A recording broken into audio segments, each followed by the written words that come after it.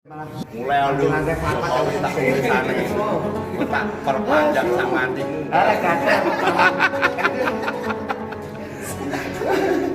Potongan lurah juga yang ini kan. Siap. Ngeri. Nah, kayak kentrongnya si Ciwi. Wes, berpanjang sak mati Sak nih. modarmu. Wes ora terus sangat tahun sak mati nih. Masuk.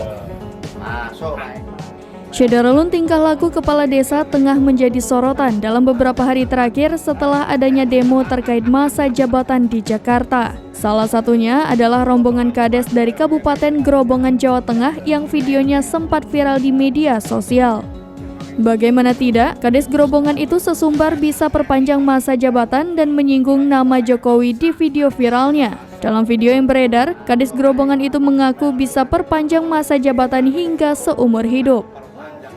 Video itu kemudian diunggah oleh akun TikTok @eko_hknews. Hingga berita ini ditulis, video tersebut sudah ditonton lebih dari 1,9 juta kali. Ternyata, kades Grobogan tersebut ikut dalam aksi menuntut perpanjangan masa jabatan menjadi 9 tahun pada Selasa 17 Januari 2023. Aksi tersebut digelar di depan gedung DPR RI pada Selasa 17 Januari 2023. Sementara momen pengambilan video terjadi pada saat aksi diselenggarakan. Terlihat beberapa kades berseragam dinas berada di sebuah lorong hotel. Mereka tampak tengah cengengesan dan bercanda satu sama lain.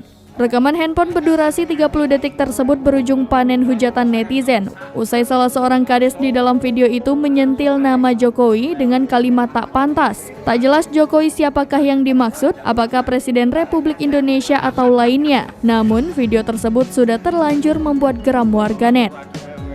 Mereka menyayangkan perilaku tak etis kades-kades dalam video itu dianggap tak sopan menyebut dan merendahkan nama Jokowi. Panggilan Jokowi sudah melekat erat pada Presiden Republik Indonesia dan mustahil ditujukan untuk orang lain.